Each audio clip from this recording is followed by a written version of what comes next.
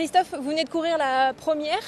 Première question évidemment, l'état du terrain, vous en avez pensé quoi? La piste est assez bonne, voire un petit peu souple par endroits. Et on a eu quelques petites averses en fin de matinée, donc voilà, c'est parfait pour tous les partants de cette épreuve. C'est quasiment que des chevaux qui aiment le bon souple, donc il n'y aura pas trop d'excuses à mon avis avec le terrain. Camille Pissarro, en sortant de piste de la poule d'essai, vous avez dit que c'était le gagnant du Jockey Club. L'histoire vous a donné raison. Je suppose que vous êtes content de le trouver. Ah ouais, quand j'ai appris la semaine dernière qu'on me proposait de venir le monter aujourd'hui, j'étais plus que ravi. C'est un cheval qui m'a permis de remporter un groupe 1 qui manquait à mon palmarès l'année dernière, le prix Jean-Luc Lagardère, qu'il avait fait de très brillantes manières. En plus, ce jour-là, il bat des très bons chevaux, dont les meilleurs européens actuellement.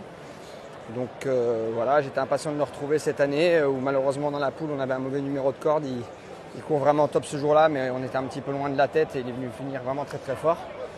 Mais voilà, je suis ravi de voir que derrière, il a réussi à remettre les pendules à l'heure dans le prix du Jockey Club.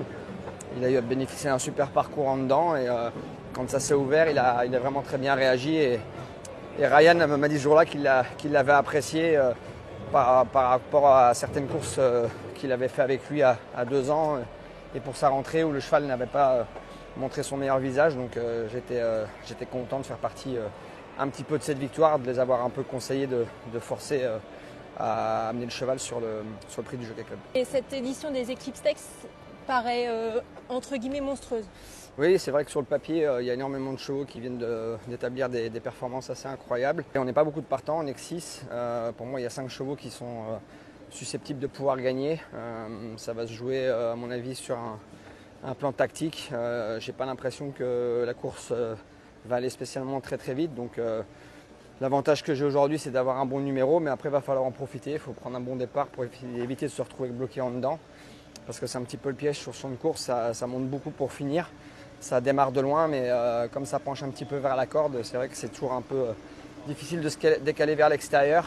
Les chevaux qui sont devant souvent penchent un peu à droite, un peu à l'inverse de la piste d'Epsom. Donc il faut se retrouver avec le parcours idéal. On sait que Camille Pissarro, c'est plutôt un cheval à pointe, donc ça ne laisse pas énormément d'options par rapport à comment le monter dans le parcours. Mais après ça, j'espère qu'avec Eden O'Brien, on aura la chance de discuter de tout ça. Mais bon, c'est vrai qu'on aime bien éviter de changer trop les tactiques avec des chevaux qui ont l'habitude de certaines choses. Maintenant, voilà, Eden, il est capable des fois, on a pu le voir l'année dernière avec City of Troy dans des grandes courses, à faire des choses différemment. Donc voilà, on va s'adapter par rapport à ce que me dit l'entraîneur, l'entourage et comment va se comporter le cheval en avant et pendant la course. C'est une piste très très particulière parce qu'on part avec en face un petit dénivelé négatif, ça descend, donc on a tendance toujours à partir en avançant un petit peu.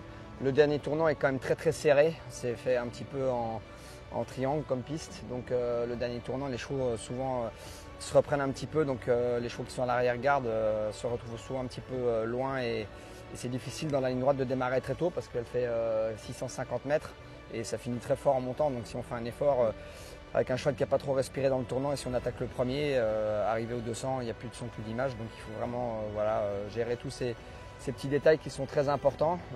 Maintenant aujourd'hui il ne fait pas trop lourd, pas trop chaud, il y a un petit peu d'air, il a plu ce matin, donc ça c'est déjà des points positifs pour les chevaux et pour nous les jockeys.